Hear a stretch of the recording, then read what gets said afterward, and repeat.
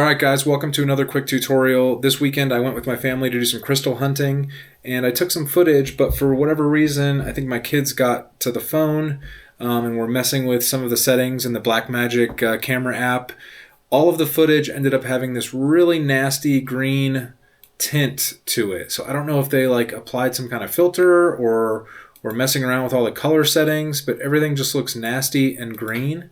So I'm going to show you one quick tool in DaVinci Resolve that lets you fix this and take footage that used to look like this and repair it to look nice and potentially usable. So we'll start with the first clip here, and this is my wife and kids digging for these crystals. And what we're going to do is go down to the color panel if you're not already in it, and then we're going to create a new node. So I'll delete these ones here, and I'm going to right click and say add corrector, and just add it onto the line there. And then we're going to come over to RGB Mixer. And this tool is fantastic. I'm not even going to pretend to know exactly the color science behind how it works. All I know is that it does work really well. We're going to take a look at the vector scope, and we're going to notice that everything is sort of shifted down here to the greens, yellows, and the cayennes. So opposite of green and yellow might be the green channel, so we'll start with that. Usually what I like to do is start with the main channels of each of the green, red, and blue. So we'll see if we can pull some of that green out of that, and instantly this is like looking so much better. But we're not going to stop there. We're going to go to the reds, see if we can add some natural reds back into it, and then we'll move on to the blues.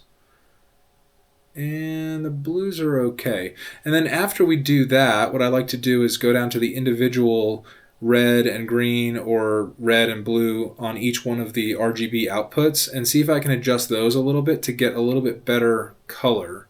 And you'll notice that the vector scope is already much better than it was before. So this is before and this is after. And we'll go now to the red and mess with the green. This is just very slight changes here, nothing drastic. So you can see now, I mean, this clip is looking so much better. There's no way I would post a clip that looks like this. This is like some kind of weird like horror film grade or something. But now this looks much more natural. Yeah, that's looking great. And then now we'll move on to the next clip. This is the before, and I did the exact same thing here.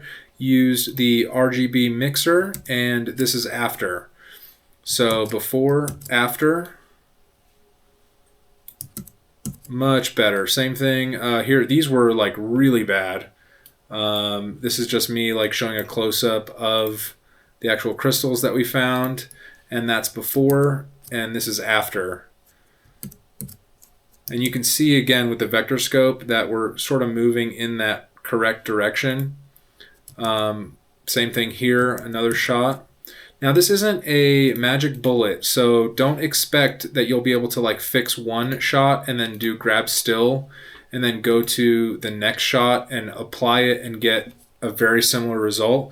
You typically with this tool will need to do every shot individually, but I think this was the most drastic and most impressive of this. I didn't think I was going to be able to use this clip at all because this is the before and this is the after. And I will just make another node here, and I'll just turn this one off just to show you exactly how easy it is to use this. So pretend this is a blank node. You've got your wonky weird footage here, and we'll look down here in the vector scope and we'll see that everything is shifted towards the green. So we'll come over here to the green and see if we can't start by just turning that down, and look at that. Way better. And then maybe we'll add some of the reds in to get it back to the center a little bit more, and then let's mess with the blues. Okay, we can add a little bit of blues. Looking really good, and I wonder how close I was able to get it to. I actually like this one better than the one that I had previously done.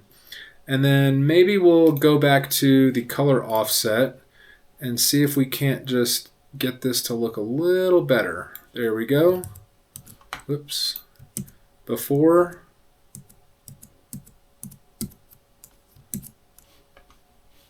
And yeah, I've got the shadows boosted just a hair. So this is a really cool trick in DaVinci Resolve, especially if you've got some really weird footage. I used to do big shoots with 3 or 4 people on a crew, and every single time without fail, one person would be capturing a really cool shot, and I'd get the footage back to look at it, and they would have some weird, white balance setting or some kind of color setting that was way off. And so I'd have to figure out how to use that footage. And luckily in DaVinci Resolve, you have the RGB mixer where you can do that. So if this helped you, please let me know down in the comments, and be sure to subscribe because I'll be posting more quick DaVinci Resolve tutorials soon.